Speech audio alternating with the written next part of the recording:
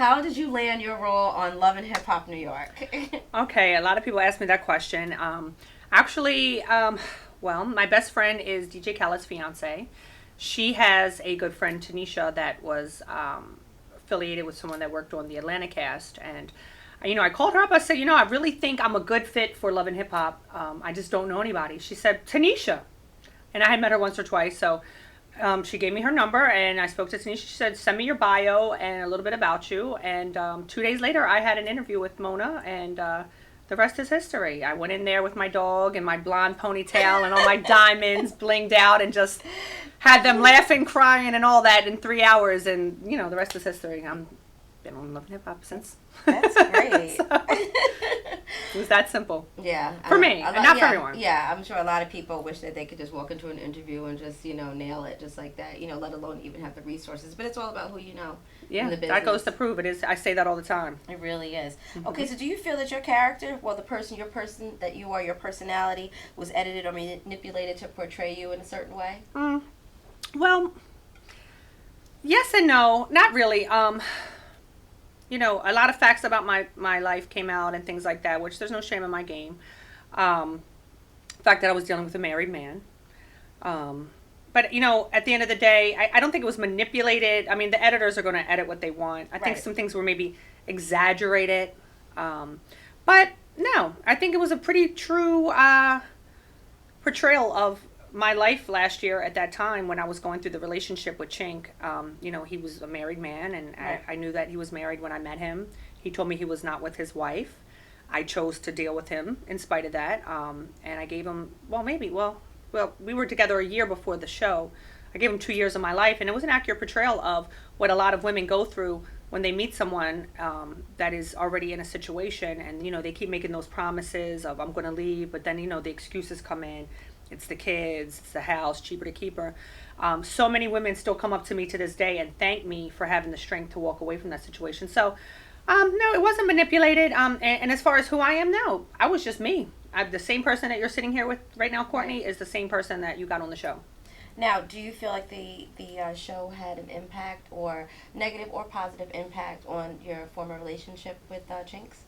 Well, he and I no longer speak. Right. I mean, that would have been with or without the cameras. Right. With or without Love and Hip Hop.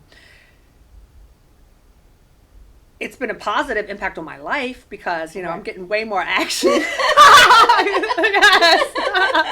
I'm getting a whole nother level of action. Yes. Men are groupies too. Believe that. But, no. I mean, he and I fell out. We would have fell out on or off camera. And that's just what it was. So do you still keep in contact with any of your former castmates? Oh, yeah, all the time. Johnny Blaze and I just spoke the other day.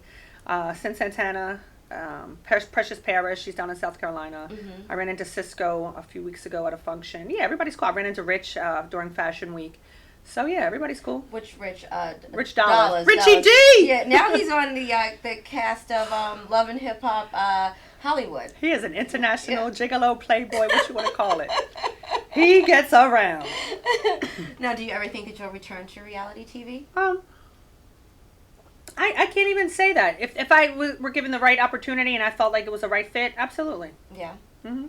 Yeah, but some people, they get a taste of it and they just fall in love with it and they become addicted, and then other people, they break away and they go on to have very successful careers in something else. So, it's just interesting to, No, it was a lot of fun. I have nothing bad to say about my experience. It was actually really fun. I mean, I met a lot of new people. I learned a lot from Mona and, the executive producers. If it was the right situation, I think I would need something more tailored around me and my life instead of me interacting with the male species.